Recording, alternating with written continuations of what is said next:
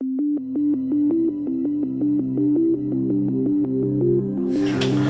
Dr. Frank Chrzanowski. I'm one of the colorectal surgeons here in the Borland-Groover Clinic.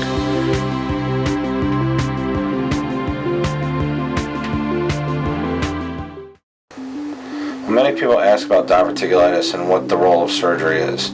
Diverticulitis is infection or inflammation of diverticula, which are pockets in the wall of the colon.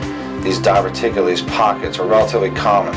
Approximately 70% of people by the time they reach the age of 70 will have diverticulosis, these pockets. 20% of those people will actually have infection or inflammation or diverticulitis, and another 20% of those will require some sort of intervention or have very serious cases of diverticulitis. Diverticulitis, the infection or inflammation of these pockets, is usually indicated, the main symptom we see is left lower quadrant pain. There can be pain elsewhere in the abdomen, but that is the primary symptom. There can be other symptoms. People can have diarrhea or constipation. They can have nausea. Occasionally they can see blood, but significant bleeding is usually not a part of diverticulitis. Diverticulitis is best initially managed by antibiotics. Usually we try to treat with oral antibiotics at home, and if it doesn't respond, sometimes it requires hospitalization and intravenous antibiotics. The infection inflammation can cause significant nausea and vomiting to the point that you would need to be admitted for IV fluids to keep yourself hydrated. Sometimes the infection in these pockets can actually burst and go outside the colon and create a contained abscess. Occasionally that needs to be drained by a radiologist. On rare occasions, immediate surgical intervention is required. On other occasions, delayed surgical intervention is needed. This is probably the more common thing that we see.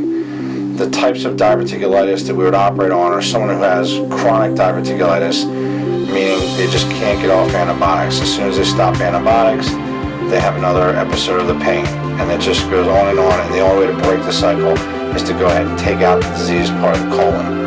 Another group of patients that requires surgical intervention is people with recurrent diverticulitis, meaning they have multiple episodes that improve with antibiotics, but they continue to have episode after episode after episode every year or several years.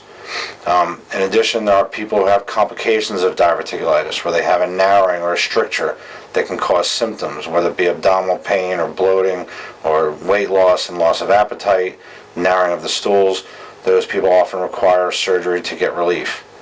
There are also a subset of patients who have an abnormality in the colon that on colonoscopy by the gastroenterologists, we cannot determine whether it's a benign diverticular related mass or is this an actual cancer. And to ensure that they don't have colon cancer, they often require surgical resection to have this part of the colon taken out and have the pathologist decide what this is.